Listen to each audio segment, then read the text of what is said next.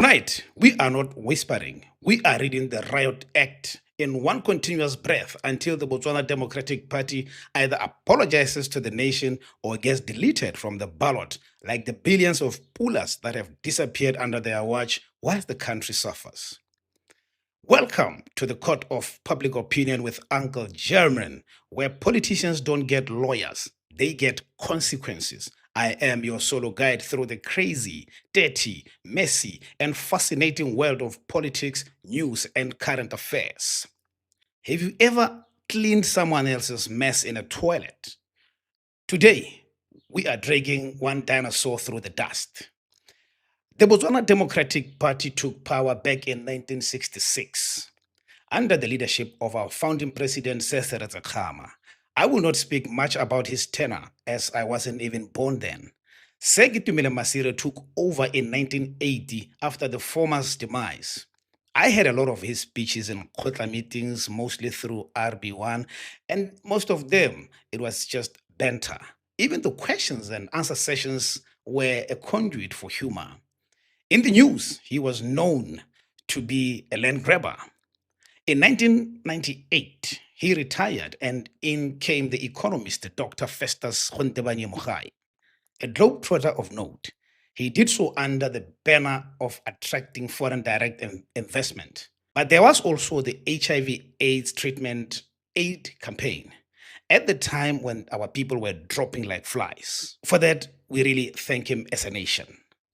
But in the headlines, he also had a fair share of corruption scandals, in particular the North-South Water Carrier Pipeline. Then there was also the Choppies shares controversies.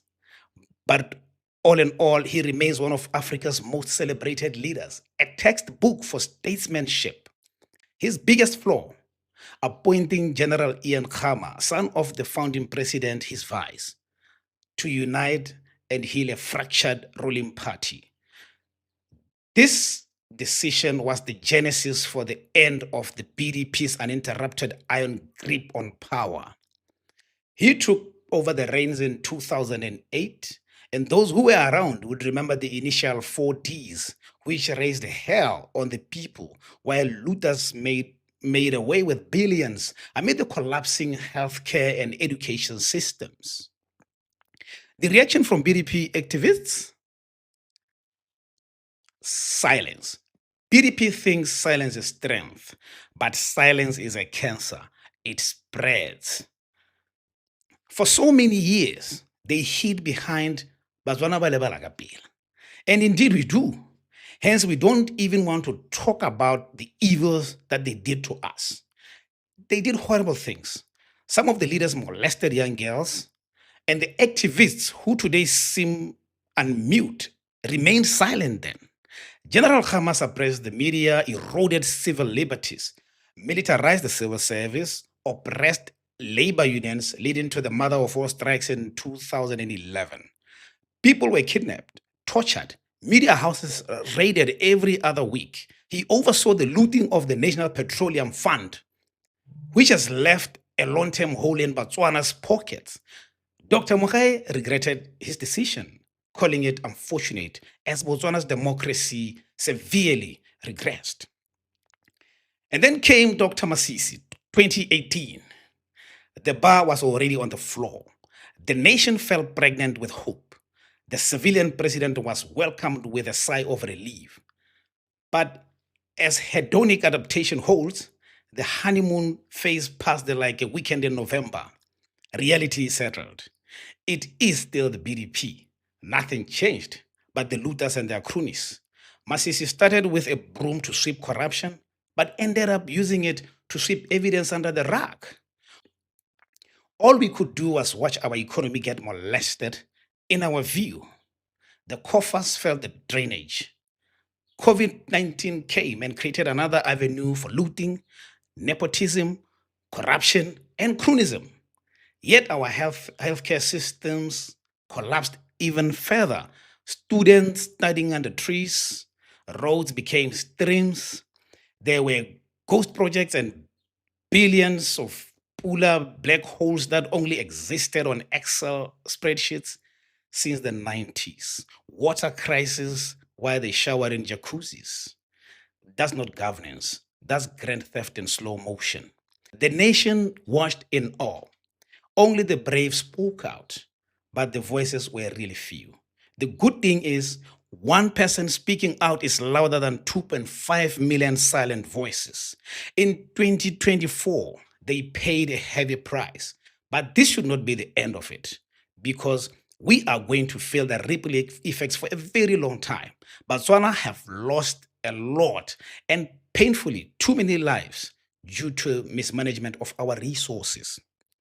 They left youth unemployment at around 60%. Graduates are loitering around the streets without finding any opportunities. This is not a transition. This is a generation on life support. We can only fix this country if BDP takes ownership of its mess. But guess what they are doing right now? They are celebrating all the sad things that are currently happening, like it is not their own doing.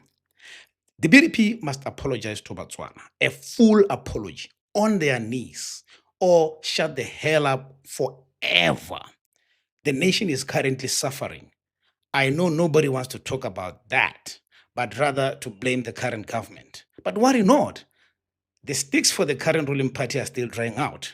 Their moment will come. Now we have a past to correct so we can secure the future. If you have lived for over 20 years, surely you have seen at least one horrible thing that the BDP has done to this country. Apologies aren't a weakness, they are a reset button. Sorry is the door, accountability walks through it. If they don't do it, it is simple. We delete them, not with the pangas, but with the voters' ink. I was there in 1999 and I was here in 2024.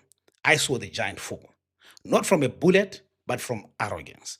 Now, let me say the apology into record on their behalf, the one that they will never say.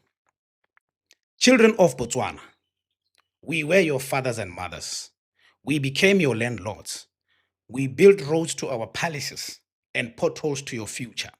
We turned the civil service into a family business. We forgot the youth are not a wing, they are the whole eagle. We are not sorry for losing elections. We are sorry for failing. Not election sorry, but funeral sorry. We bury our pride today. End of apology. My message to you is by 2029, the youth won't vote against you. They will forget you exist. The people will write your apology on your political tombstone in a permanent marker. That's it for today, BW. From the diamond fields to the global stage, Dr. Festus Mogai showed the world that a small country can beat an epidemic like HIV/AIDS. Lesson? Greatness isn't loud. It's the quiet choice to do the next right thing. We can beat corruption.